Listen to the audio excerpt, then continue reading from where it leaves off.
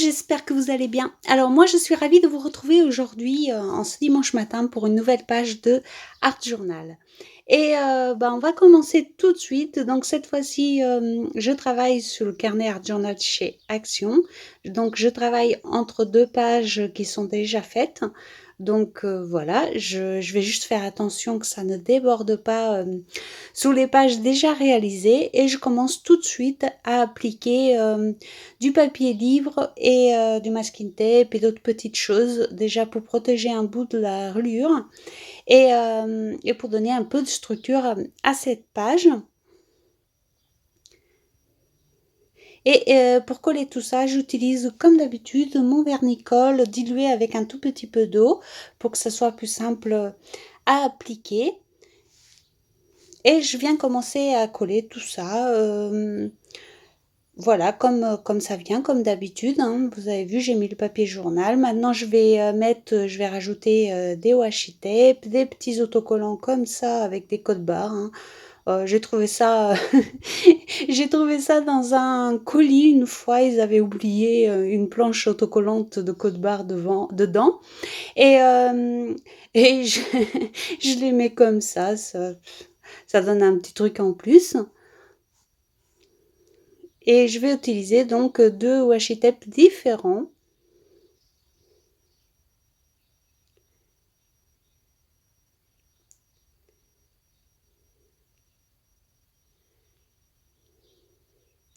Et vous voyez, encore une fois, c'est pas vraiment étudié. Je le fais un petit peu, ça va faire comme une petite diagonale, je pense. Voilà, tout simple. Et je reviens passer un petit peu de vernicole par-dessus le washi tape parce que je vais utiliser de l'eau et j'ai pas trop envie qu'il se décolle trop. Après, s'il se décolle un peu, c'est pas grave, on peut toujours coller, mais voilà, si on peut éviter, c'est mieux. Et je viens aussi coller des chiffres qui me restent déjà découpés.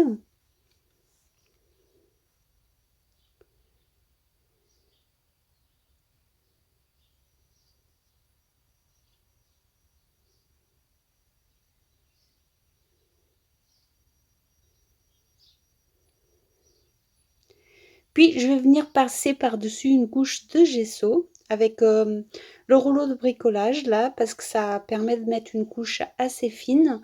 Et je vais insister surtout sur le côté blanc en haut à droite.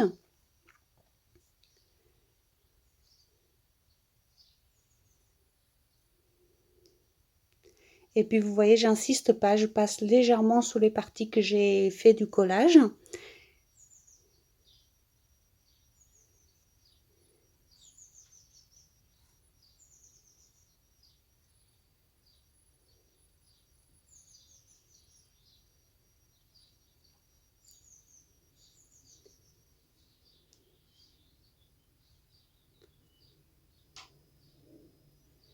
Puis évidemment, je viens sécher l'ensemble avant de commencer à mettre de la couleur.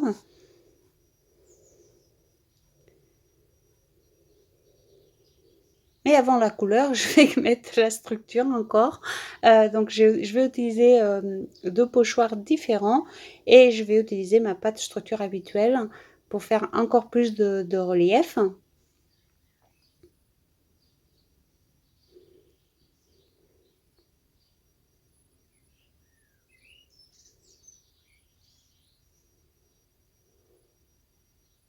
J'ai pris beaucoup de plaisir à faire cette page, hein. Voilà, je me suis bien amusée à la faire, donc j'ai laissé aller juste mon envie, mon imagination, et puis voilà, j'ai été voir où ça me menait. Je voulais faire une petite page comme ça, légère. Et finalement, elle ne sera pas si légère que ça, mais c'est pas grave. Mais moi, je me suis beaucoup amusée et comme je vous l'ai dit, j'ai fait à l'envie où ça m'a amené, où l'envie me menait et ça m'a fait du bien. Donc voilà. Le résultat, moi personnellement, j'aime bien. Après, bon, comme d'habitude, on ne peut pas plaire à tout le monde et ça me va. Donc voilà. Donc j'ai mis plusieurs parties du pochoir et, hem et je suis venue structurer, toute la page comme ça.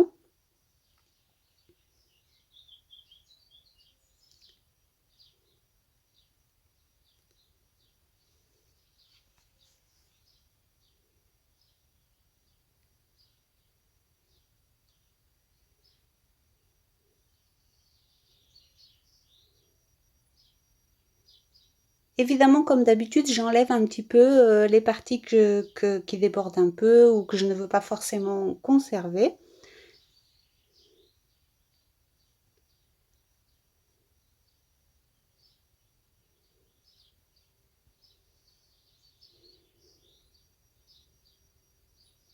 Est-ce que vous entendez ma musique de fond? Je ne sais pas si vous l'entendez, mais ça y est, les oiseaux sont tous de retour, hein. Heu, je les entends chanter, ça me met de bonne humeur, c'est super. Donc je ne sais pas si vous, les entendrez, mais moi c'est top. J'aime beaucoup, cette période, je sais pas, ça met de bonne humeur tout ça.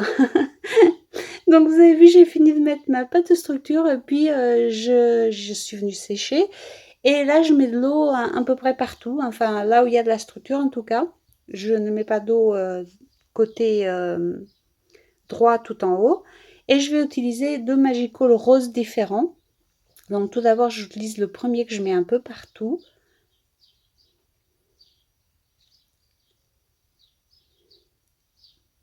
À la fin, ils seront assez proches, mais ça donne quand même des petits tons différents.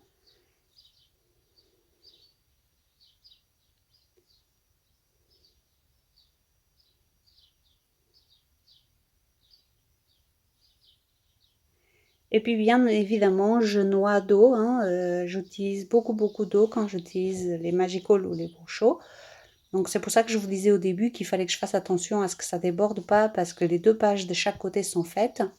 Moi, je ne travaille pas les pages, en allant. En fait, je choisis mes pages selon, bah, si c'est bien sec, si c'est pas bien sec, enfin j'essaye de faire au mieux pour laisser bien les reliures, sécher entre chaque page et du coup des fois je me retrouve comme ça, enfin souvent d'ailleurs, je me retrouve avec, à faire une page bah, qui est au milieu de 2 pages déjà travaillées et du coup il faut que je fasse attention bien sûr si je veux pas que ça fasse des catastrophes.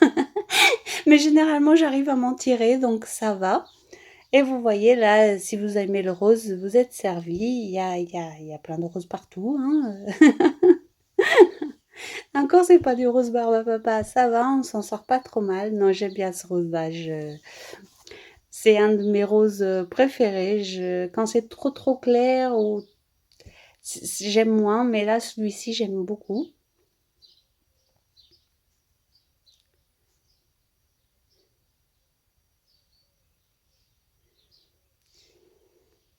Vous voyez, en faisant sécher au fur et à mesure, ça donne des tons différents. Puis je viens étaler au doigt certains petits pigments qui restent sans être dissus. Et à nouveau, ça donne des couleurs un petit peu plus ou moins foncées selon l'eau qu'on a mis, etc. Et ça donne... Enfin, moi, j'aime beaucoup travailler comme ça parce qu'avec une seule couleur, on peut obtenir plein d'effets différents et c'est chouette, hein. Voilà, je vais pas vous casser les oreilles avec les Magical. Vous savez que je les adore, donc voilà. Mais je n'ai pas de rose d'ailleurs dans les brochos. Je n'ai pas ces couleurs-là. C'est pour ça que ça se complète assez bien, je trouve. Mais bon, voilà. Me voilà en train de parler pour rien dire comme d'habitude quand je vous parle. Donc voilà, je suis venue sécher tout ça et puis, bah, avec une lingette, je viens enlever, le surplus de pigment qui est tombé sur la partie que je veux garder blanche. Ça s'enlève, assez facilement si on a mis une couche de gesso. Si on n'a pas mis de gesso, voilà, ça va s'étaler mais ça va pas forcément s'enlever. Donc là, vous me voyez vérifier que je n'ai pas trop débordé et c'est bon, c'est OK. J'ai pas fait trop de bêtises pour une fois. Et là, je vais utiliser de l'encre de Chine. Donc je vais pas non plus revenir sur le fait que j'adore l'encre de Chine et que ça apporte quelque chose aux pages selon moi. Donc voilà, je vais pas revenir là-dessus. Comme je vous ai dit, j'ai fait à l'envie et c'était ça mon envie du moment.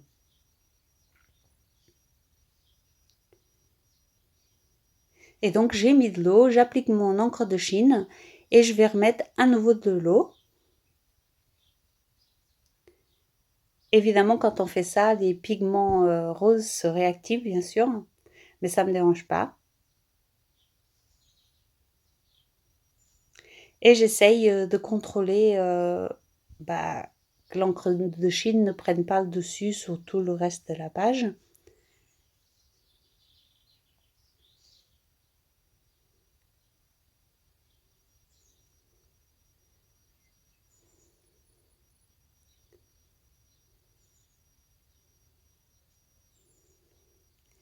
Et je viens à nouveau sécher.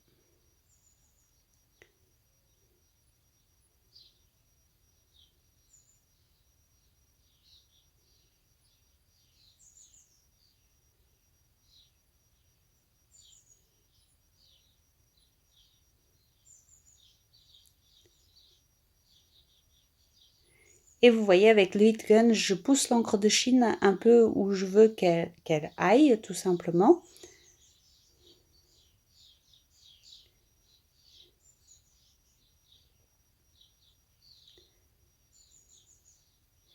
Et ça vient faire quelque chose de plus profond, de brumeux, je sais pas, je sais pas à chaque fois comment vous expliquer, mais moi, tout ce que je peux vous dire, c'est que j'aime cet effet que ça fait à chaque fois. Je pense qu'avec de l'aquarelle noire, tout simplement, ça fait pareil, hein. Je sais pas, je n'ai pas d'aquarelle noire. Euh, J'en ai pas trouvé encore. Il faudrait peut-être la commander sur internet ou autre. Mais je trouve que l'encre de Chine est beaucoup plus facile à trouver. Donc c'est pour ça que j'utilise l'encre de Chine. Et j'aime bien aussi son petit côté légèrement brillant. Voilà, c'est juste pour ça. Comme d'habitude, je profite pour répondre un petit peu aux questions. On m'a demandé souvent pourquoi l'encre de Chine. Et voilà, c'est une question pratique, déjà parce que je n'ai pas d'aquarelle noire. C'est facile à trouver, on la trouve partout, même dans les grandes surfaces, on la trouve, donc c'est facile. Et ça donne un petit côté brillant, brumeux, que j'aime beaucoup, beaucoup. Et donc c'est pour ça que je l'utilise. Et on peut la trouver maintenant en grand format également, ce qui est bien quand on est quelqu'un comme moi, qu'on utilise pas mal.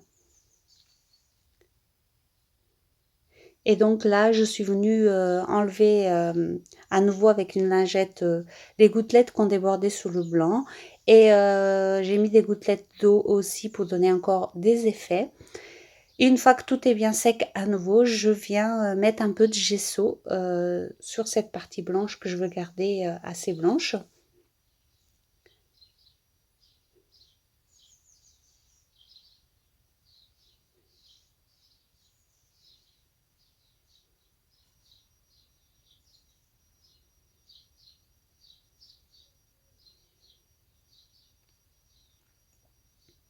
Et là, je le fais tout simplement au doigt parce que j'aime mieux l'application au doigt quand on veut faire des petites parties comme ça. Après, si vous aimez pas mettre des doigts, vous pouvez utiliser un pinceau, une éponge, ce que vous voulez, ça marche aussi, hein. C'est, c'est moi qui préfère comme ça parce que ça donne des effets un peu différents, mais ça marche très bien avec des outils. On n'est pas obligé d'utiliser ses mains si on n'aime pas se salir les mains, il n'y a pas de souci. Et là, je viens à nouveau avec une lingette atténuée, à mélanger un petit peu le gesso et la couleur.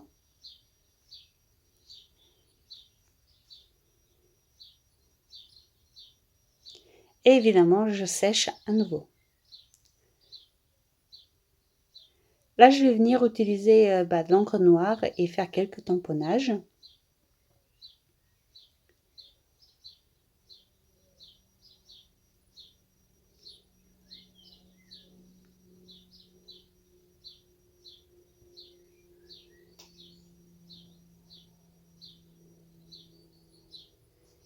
que je vais associer entre eux, bien sûr, hein, comme toujours.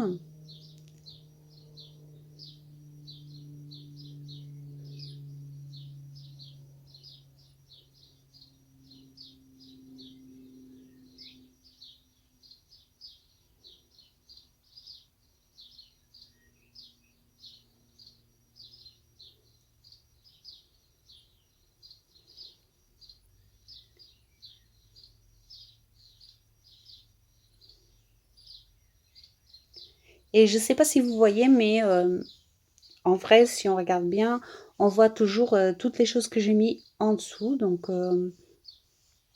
les pages de livres, le washi-tape et tout ça, on le voit toujours en transparence. Et c'est ce que je cherchais à faire, donc tout va bien. Et là, je viens mettre plusieurs petits tamponnages sur ce fond de page.